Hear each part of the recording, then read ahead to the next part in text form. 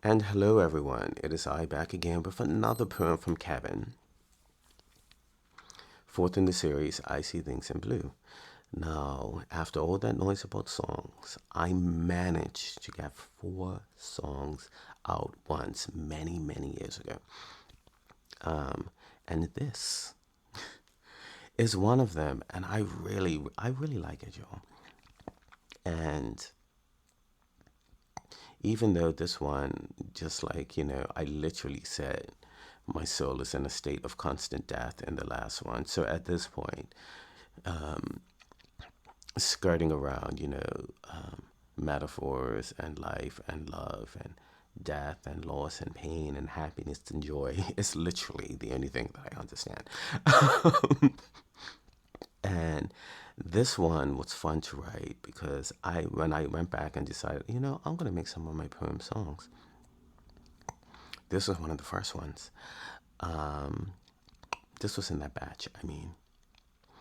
And I don't know, I have a very soft space in my everything for this, like special place for this one because it was successful. And not every time when we do things in life, I say we a lot because, or us, or the subject of the poem, specifically to not say I all the time because some things are very personal, but some things are relatable. So, we and us and in life, and, it's intentional, like I said, about living in today. And I think about it. I think about it instantaneously while I'm talking, which is why sometimes I repeat a sentence if I have to, because I don't like the way that I said it when I said it, and I wanted to mean something else and go somewhere else. But this one, definitely, from going from poem to song, and then recorded full-fledged background vocals and everything version, um, I think I got both my brother and my cousin in on this one. And the technician, I don't know if she sang in this one too, but my cousin and my brother, I'm pretty sure in the backgrounds in this. I'd have to re-listen to it, but yeah. It was a fun time, and it's nice having a family of artists because so many of them can sing, like so many, and one of them that was even a career choice there in Broadway. Um, and yeah, and I'm talking the aunts and uncles too. And there's the musicians. I mean, my dad's a musician and a vocal coach. I was a piano player for a hot minute, but I stopped too early for it to stick, like mid high school. And I'm thinking about taking up the guitar because I've already kind of got that groundwork in me, and I really like the guitar. So it was fun to get two people into the studio, like my brother and my cousin on my dad's side. We're talking about my dad's side, um, who sings every word. Like they used to do weddings and all sorts of things, and be like, I'm gonna call you guys up because I know your voices are great. And secondly, I'm broke and I can't afford to pay for background vocalists. So I thought I do it all myself, or I call in family assistants, and that's what I did. Um, but yeah, this one really hurts a special place because I'll say that afterwards when I'm digging into it. But for now, I'm just gonna read it. And this one is titled Message. I send a message on the wind that it may land softly on your heart. I send a hug on the breeze that it may keep you company. I send a prayer in the sky that it may shine down on you through hard times. I send you a bottle of my tears so when you cry, you won't cry alone. I sent a song with the bird that it may fly warmly around your heart. I sent a ship out to sea to save you just before you drown. My arms I give freely in case you need help up off the ground. My soul, my will I breathe into you, so we'll never be apart. All that I am I give, and all that I will be is yours. I will protect you for your joy, your pain, travel with you through the rain, and even though we are no more, I send my heart with you, so that it shall forever beat on with yours. I'm taking my life, I've taken my life, so that you may live on. I send my love beyond the grave, defying space and time. May you find strength within my memory, for I am always yours, though you are no longer mine. Okay, yeah. I don't know, I just think it's beautiful. And I always, my stuff always goes south very quickly, so that's where the ending came from. But what I always think about when I read this, even with the ending, is that something must have happened because I love this strong, and that's kind of how I interpret it, where a choice had to be made. Like, you know, maybe there was an accident and it was either me or you, and I chose you. You know, that's the energy I get from this, that something big was happening, or and that the other person needed something from them, and the only way to give it was to, move on. And they chose, as the end of the poem says, so that the, other person can live on, they chose to let go. And,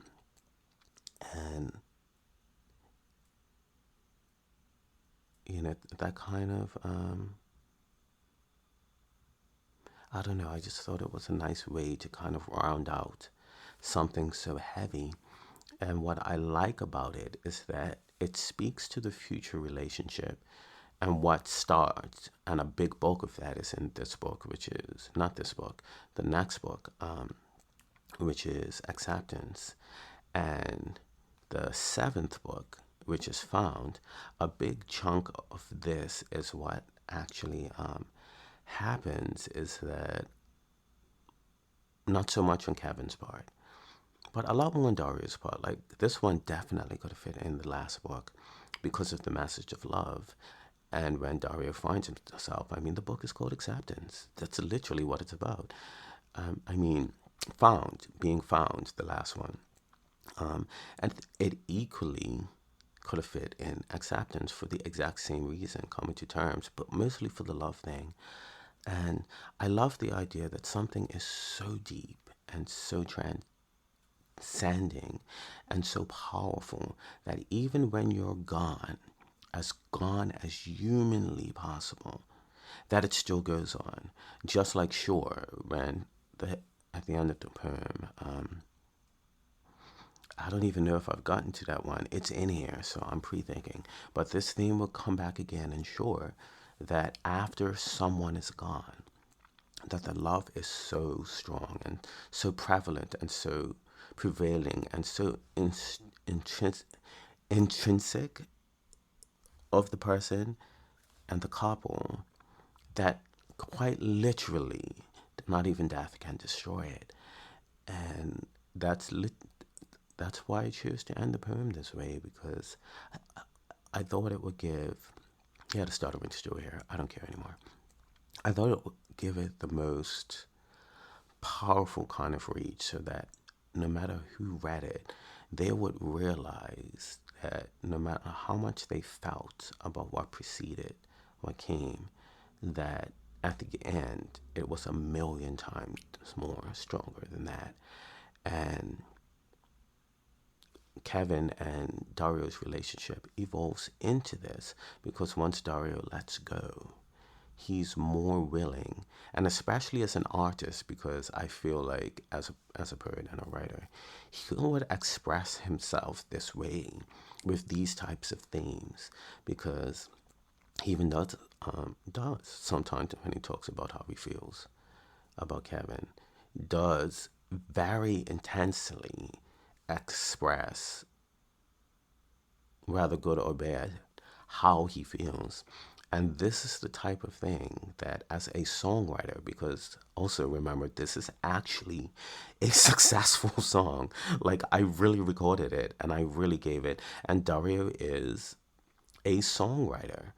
Um, he is a songwriter, he is a singer, and he acts when Raylan forces him to because he's also pretty good at that too, but has zero desire to do it. So if she needs a male person, she will sign him up and just let him know that he is also part of the deal. And he just goes along because, that's his part in the trio of friendship to, my friends know best. Every now and then he will put up a fight, but generally, he just kind of, that's their job because if it were up to him, he wouldn't do anything. But he's also doesn't hate doing things enough to say no. He's gonna say yes. And the only thing where he draws a line is social interaction, because he is not always up for dealing with other humans. But if you want him to perform or sing or use his natural abilities or help, serve food at a shelter or something like that, where he doesn't actually have to deal with the people, he can just dip up the food and be on his merry way. And no one would be concerned that he's not chatting. Anything, minimal social effort, he will likely say yes to without hesitation, even though he pretends that he's upset about it. But the line is definitely drawn at big social interaction things like parties and stuff like that. Like, even if he says yes, he will still likely find a place to hide and read a book at a party because he's that guy. But anyway, that's why I like this, because as it fits Dario's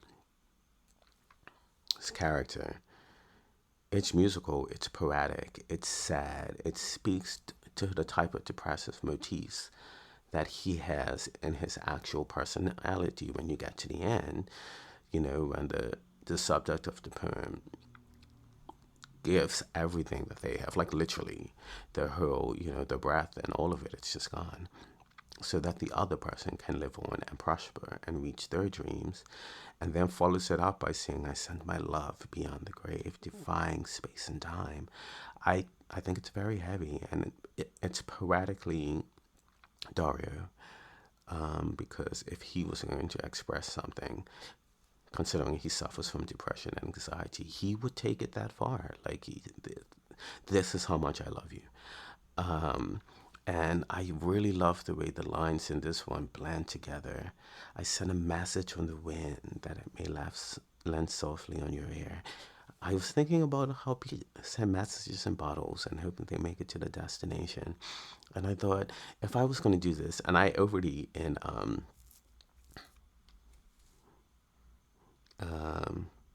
the one many, many, many poems back where I said, what putting the pain in a bottle and just sending it floating out to sea, floating away with no destiny. But what about when all the bottles wash ashore and pain surrounds me at for more? Will I crush them with my, will I throw them back out in the ocean, or crush them with my empty emotion? Um, did I name what? Did I name that what if or if only or something like that? But the fact that I remembered that whole stanza is a miracle within itself. But I've used the bottle motif, and this that I wrote in high school. This one, I was a full-fledged adult in my early 30s when I wrote it, and that's what I thought about. I said, the bottle thing. I don't want to say a bottle, but so I just dropped bottle and just said message. And I said, I don't want to throw it in the ocean. Everybody does that. What am I going to do with it? But And then I remembered that sometimes we talk about hearing things like a voice on the wind and things like that. And I said, oh, I can work with that. And I sent a message on the wind that it may land softly on the air.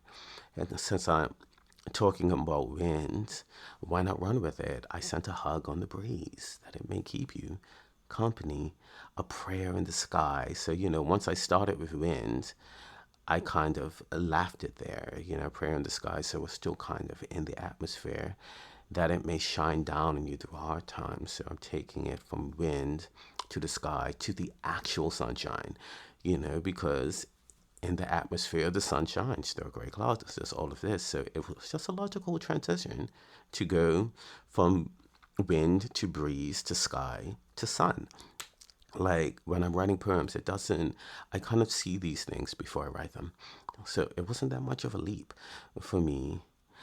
And then after that, it may shine down on you a hard time. Well, I brought the bottle back here and I said, now that I've avoided it in the first sentence, and it says, I sent a bottle of my tears so when you cry, you won't cry alone. Um, that was an easy leap too, because now that I've gone as high as the sun, I did just mention gray clouds. Well, we're in the atmosphere now. It can rain. And so I sent you a bottle of my tears was basically me thinking of rain, but actively choosing not to talk about rain. But when you cry, you won't cry alone. Rain falls and tears fall.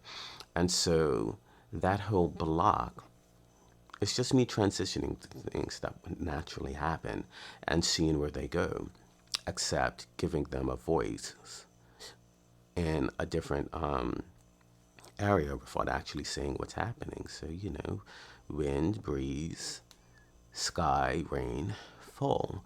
And this is what comes out of that. And I didn't stop there.